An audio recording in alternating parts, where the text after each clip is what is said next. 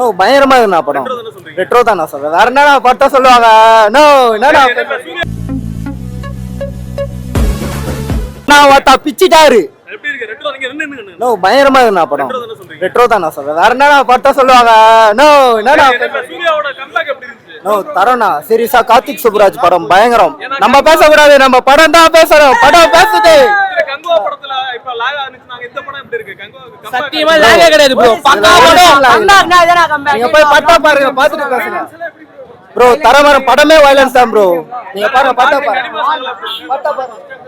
ஆனா படம் ரொம்ப நல்லா இருக்குண்ணா. எல்லாருமே பார்க்கக்கூடிய படமா தான் இருந்தது. ஆனா ஃபர்ஸ்ட் ஹாஃப் ரொம்ப சூப்பரா இருந்தது. ஆனா ஜிகர்தண்டா ட்ரிபிள் எக்ஸ்னு இந்த படத்துக்கு வைக்கலாம். அதே மாதிரி ஃபர்ஸ்ட் ஹாஃப் ஃபுல்லா சிட்டிலாம், செகண்ட் ஹாஃப் ஃபுல்லா காட்லியான வச்சிருக்காரு.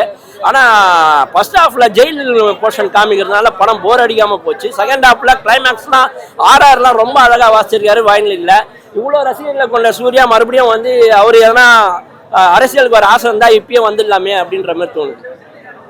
சூர்யா வந்துட்டு இந்த படத்துக்கு மூலமா அரசியல் ஒரு வாய்ப்பு கூட இருக்கு அப்படிங்கிறீங்க. ஆமா, அவர் ஆரம்பிக்கலாம். ஏன்னா ரஜினி சார் மாதிரி ரொம்ப நாளா வயசானதுக்கு அப்புறம் வரேன்னு ஆசைப்படக்கூடாது. கமல் சார் மாதிரி வயசு இருக்கப்பயே இப்பயே தம்பி உடையான் படை கஞ்சான்னு சொல்லுவாங்க. அவர் அகரம் ஃபவுண்டேஷன்ல நிறைய பண்றாரு. அதனால அவர் வந்து எதனா ஒன்று பண்ணாருன்னா நேருக்கு நேர் சந்திக்கிறதுக்கு நிறைய பேருக்கு வாய்ப்பு இருக்கு. அது மட்டும் இல்லாம கூட்டணி வச்சாருன்னா அவர் இன்னும் வந்து மக்களுக்கு எதனா மினிஸ்டர் போஸ்ட் வாங்கி எதனா பண்ணலாமே அப்படின்னு தோணுது. என்னோட ஹஸ்பண்ட் தான் வந்து சூர்யா ஃபேன். அவருக்காக வந்திருந்தா பட் தரமா இருந்தது. சூர்யாவோட கம்பேக் எப்படி இருந்துச்சு? ஏன்னா லாக் ஆடுச்சு. ஆமா கண்டிப்பா இது வந்தோனே இந்த மூவி சான்ஸே இல்ல. இந்த படம் தான் வேற லெவல். இந்த படத்தை வச்சு தான் அவர் சொல்லியிருக்காரு. இதுலயும் சாமிங்கா இருக்கு ப்ரோ. எல்லாமே இருக்கு. ஃபுல் ஃபில்லா இருக்கும். நீங்க ஃபுல் படம் பாத்தீங்கன்னா தான் புரியும். ஃபுல் படம் பாத்தீங்கன்னா புரியும். ஃபர்ஸ்ட் ஹாஃப்ல நடக்கிறதெல்லாம் கிளைமேக்ஸ்ல பார்த்தா உங்களுக்கு கதை என்னன்னு தெரியும். சூப்பர் படம். சூப்பராஜ் படம்னாலே ஒரு விதமா ஆக்ஷன்ஸ் இருக்கும். இந்த படம் இருக்கு. ஆக்ஷன் எல்லாமே இருக்கு. கார்த்திக் சுப்ராஜ் வந்து எங்க தலைவனை காப்பாத்தி விட்டுருக்காரு. ஓகே, இது கம்பேக் தான் சூர்யாவுக்கு. ஒரு கன்ஃபார்ம் சூப்பரா இருந்துச்சுண்ணா. கார்த்திக் சுப்ராஜ் எடுத்ததுலயே one of the best movies தான் இதான் சொல்லலாம்.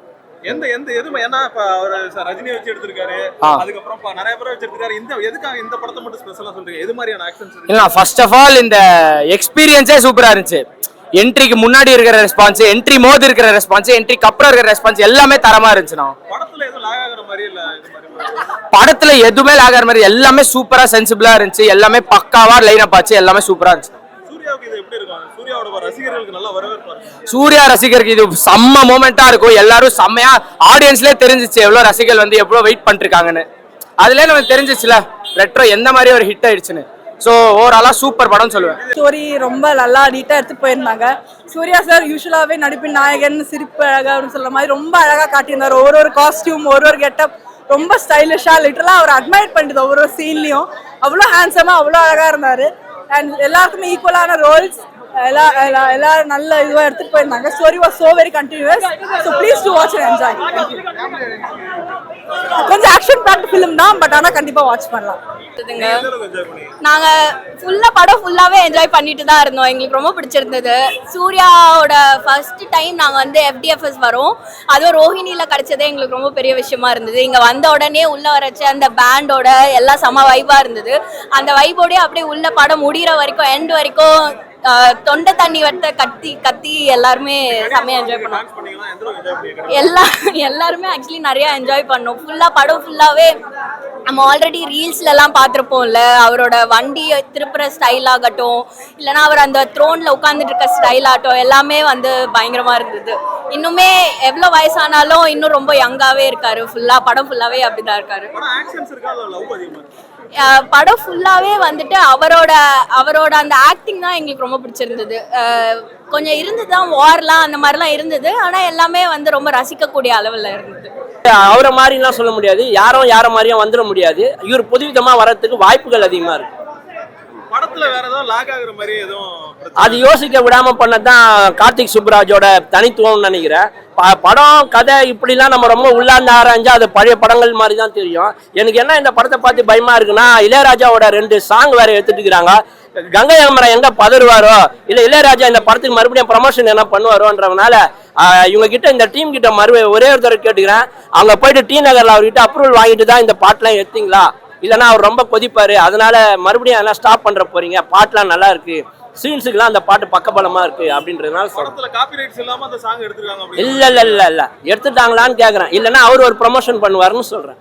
சந்தோஷ் நாராயணன் மியூசிக் எப்படி நீங்க என்ஜாய் பண்ணீங்க? அது வந்து லாஸ்ட் போர்ஷன்ல ஒரு ஆர் வயலின்ல வாசிக்கிறாரு.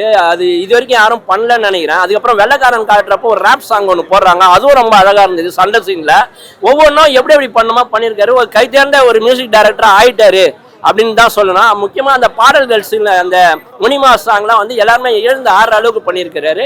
அவரும் உள்ளே ஆடி இருக்காரு பாட்டுல. படம் வந்து ஆக்ஷனா இல்ல எமோஷனலா அப்படியே ஸ்லோவா? இல்ல, ஆக்ஷன் படத்துல லவ் இருக்கு. லவ் படத்துல ஒரு ஃப்ரீடம் ஃபைட்டர் வராரு, அவ்வளவுதான். அவரோட கெட்டப்ஸ் எல்லாம் நிறைய சேஞ்ச் பண்றாங்க. ஆமா, கெட்டப் சேஞ்ச்னா தாடி வச்சு ஒன்னு இருப்பாரு, தாடி இல்லாம ஒன்னு இருப்பாரு. இப்படி ஒரு தாடி இருக்கும், இப்படி ஒரு தாடி இருக்கும். இதுதான் கெட்டப் சேஞ்ச். பாடி ஏதோ 6 பேக் காட்ற மாதிரி சொல்றாங்க. அது 6 பேக் எல்லாருமே காமிக்கிறது தானுங்க, ஏற்கனவே காமிச்சிருக்காங்க. அது நம்ம கட்டத்துறையே காமிச்சிருக்கிறாரு. அதுக்கப்புறம் தான் நம்ம இப்ப சிவகுமார் வந்து சொல்லிருக்காரு என் பையன் தான் அந்த முதல் காமிச்சாருன்னு சொன்னாரு. ஆனா அதுக்கு முன்னாடியே வடிவேல் காமெடியில கட்டத்துறை 6 பேக் வச்சு நாங்க பாத்துட்டோம். அதனால அவர் தான் முதல்ல வச்சதுன்னு அவருக்கு தெரியல போல. சூர்யாவோட ஃபேன்ஸ்க்கு இந்த படம் எவ்வளவு ஒரு வரவேற்பு? இது வந்து சூர்யா ஃபேன்ஸுக்காக எடுக்கப்பட்ட படம்னு சொல்லலாம். எஸ்பெஷலி இந்த கார்ட்டூன்ல கலர் கார்ட்டூன்ஸ்ல சில பண்றப்போ சூர்யா ரசிகர்ல நம்ம ஒரு சினிமா விமர்சகராகவே நம்மளுக்கு பிடிக்குது, அழகா இருக்கு அது பாக்குறப்போ.